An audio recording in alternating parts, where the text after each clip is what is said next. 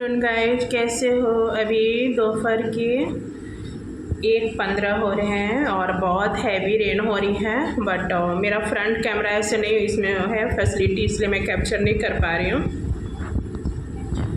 और कैसे हैं गाइज, बहुत बारिश हो रही है और बेटे को स्कूल से लाना है। बट अभी टाइम है 20 मिनट टाइम है मोस्टली, तो लाऊंगी। तो मैं सोची कि वीडियो बना लेती हूँ। और thank you so much guys, जितने भी यूट्यूब फ्रेंड हैं मुझे भर भर के ब्लेसिंग दे रहे हैं, थैंक यू सो मच। और बहुत ज़्यादा गर्मी भी था गाइस, तो लग रहा था कि बारिश होनी चाहिए और बहुत ज़्यादा गर्मी था।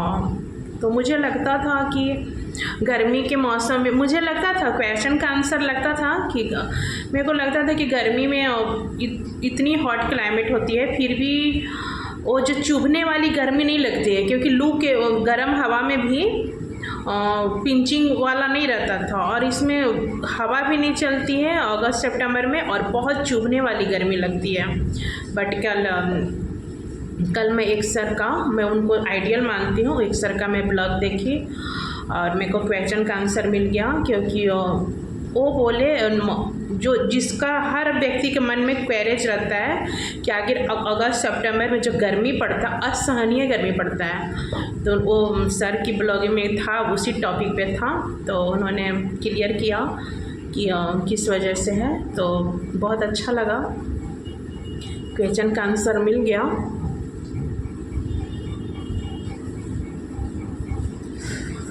अभी बारिश हुआ तो थोड़ा सा हवा चलेगा, मतलब मैं विंडो भी बंद कर रखी हूँ, क्योंकि ना तेज़ हवा के साथ बारिश आ रहा था, तो विंडो से पानी के छींटे आ रहे थे और कपड़े में ऐसे रूम में ऐसे डाली हूँ तो छींटे आ रहे थे।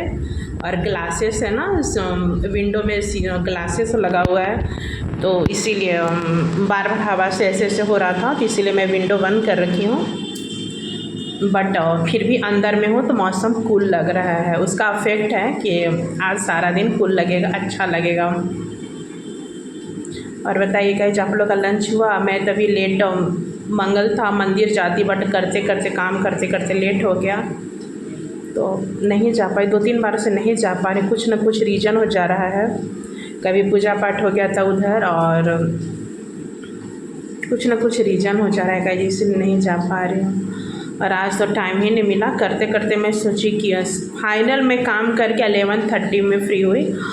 तो मेरे को लगा कि मैं दिमाग लगाई कि मैं जाते जाते, रास्ता में बहुत रश रहता है, तो ऑटो से जाती हूँ तो रश रहता है बहुत ज़्यादा, तो वहाँ पे 15-20 मिनट ऐसे ही जाते जाते लग जाता है, और तुरंत फिर 12 बजे के बाद बंद हो जाता है पट, तो फिर कोई फ़ायदा नहीं हो। लेट सी देखती हूँ, सब मौसम ठीक रहा तो फिर आफ्टरनून में जाऊंगी, दर्शन करूंगी, थोड़ा हनुमान बाबा का मत्था वगैरह टेकूंगी, काफ़ी दिन से नहीं गई हूँ, तो जाना चाहिए थोड़ा सा भगवान।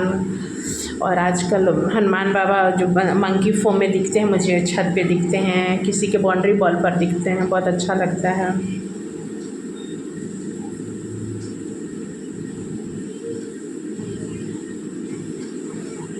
एक ठो देखो बाल चमक रहे हैं मेरे, सफ़ेदी, वो मेरा ना, ये बहुत दिन से सफ़ेदी है, ये बचपन से मेरा सफ़ेदी है बालों में।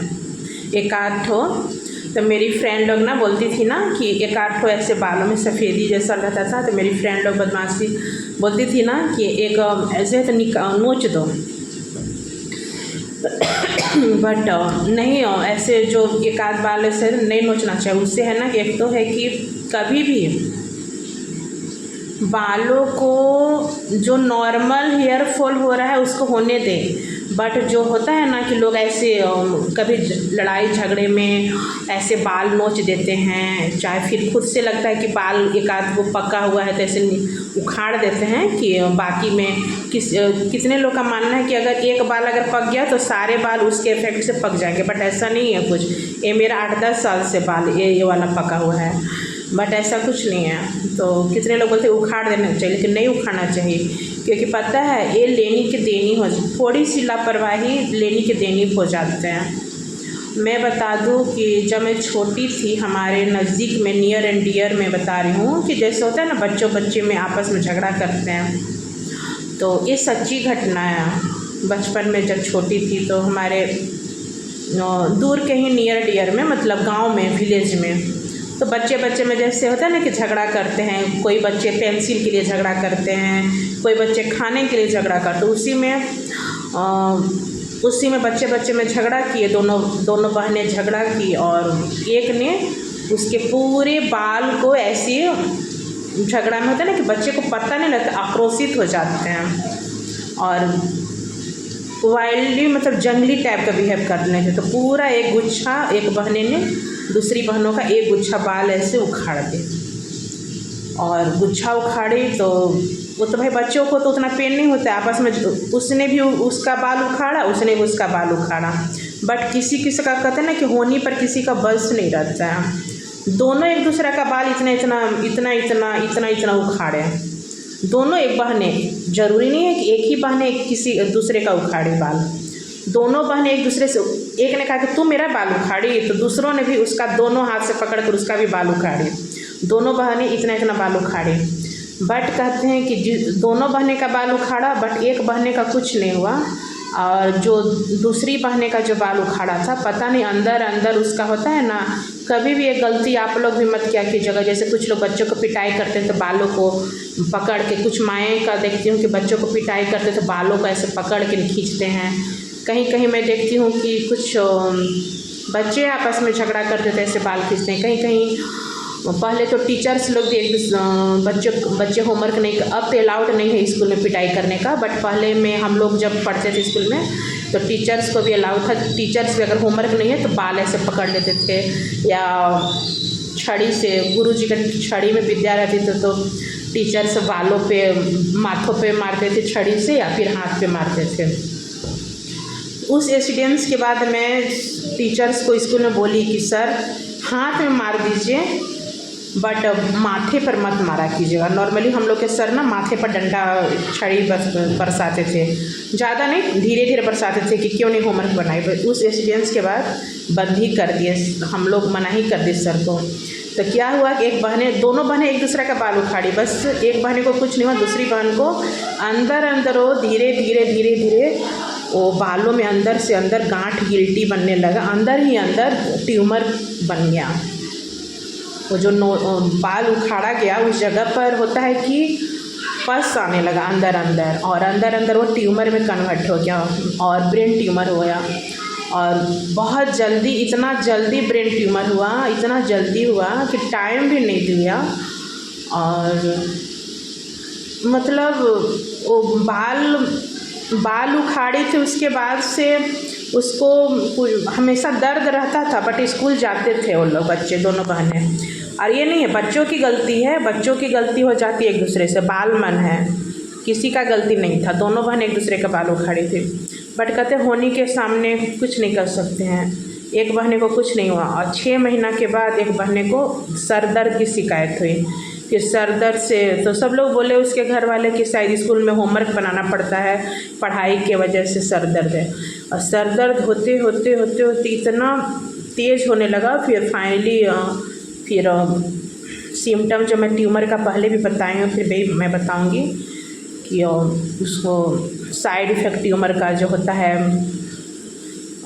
महिलाओं में, फीमेल में, तो होता है कि पैरालिसिस मार देना, ऑल ऑफ सडन पीरियड का रुक जाना, ये सब सिम्टम है।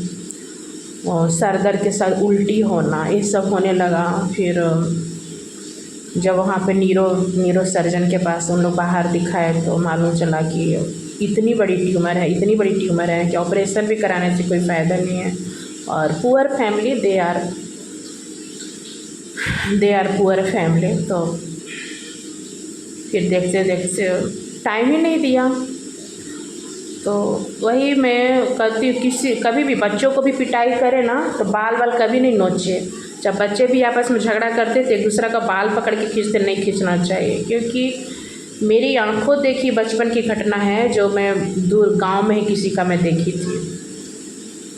उस एक्सीडेंट से मुझे इतना झकझोरा कि कैसे भी अगर चोट भी लग जाता था मेरे बालों में, जैसे होता है ना कि आप कहीं आप जा रहे हो और दरवाज़ा नीचा, कहीं कहीं का दरवाज़ा नीचा बना रहता है तो ठक से ऑल ऑफ सडन चोट लगता है, तो मेरे को बहुत डर लगता था। अभी भी मैं लापरवाह नहीं। अब कभी भी आप लोग को सर में चोट लगे, जैसे होता है ना कि आप गिर गए, कभी डंडा से चोट लग गया, चाहे कभी दरवाजे के चौखट से चोट लग जाता है, कभी बच्चे आपस में झगड़ा करते हैं, चाहे बच्चे भी मोबाइल माथा पर गिरा देते हैं, तो उस दौरान है कि अंदर में ब्लड, मेन है कि ब्लड क्लॉट नहीं होना चाहिए। उसके स्थान पर है कि ये छोटी छोटी हेल्थ टिप्स है, आप लोग अवेयर रहें और आस पड़ोस में अभी इस तरह से हो तो आप लोग बताएं, मेरी कोशिश है। तो ज़रा से भी अगर माथे में चोट लगी तो उसे इग्नोर ना करें, लापरवाही ना बरतें, उसे तुरंत डॉक्टर से मिलें। और फर्स्ट एड है कि आप बर्फ़ है, फ्रिज में बर्फ़ है तो आइस क्यूब को रब कीजिए या गर्म पानी से वहाँ पे सिकाई कीजिए, और या तो फिर मूव अप्लाई, गर्म पानी से सिकाई करके मूव अप्लाई कीजिए, बट वहाँ पे ब्लड क्लॉट नहीं होना चाहिए। जिस हिसाब पे चोट लगती है वही ब्लड क्लॉट होते होते फिर आगे बड़ा गंभीर रूप में रोग हो जाता है। आशा है मेरी बातों से आप लोग अग्री करेंगे और इसी तरह मैं छोटी छोटी हेल्थ बताऊँगी, समाज को अवेयर करूँगी। Thank you so much, thank you.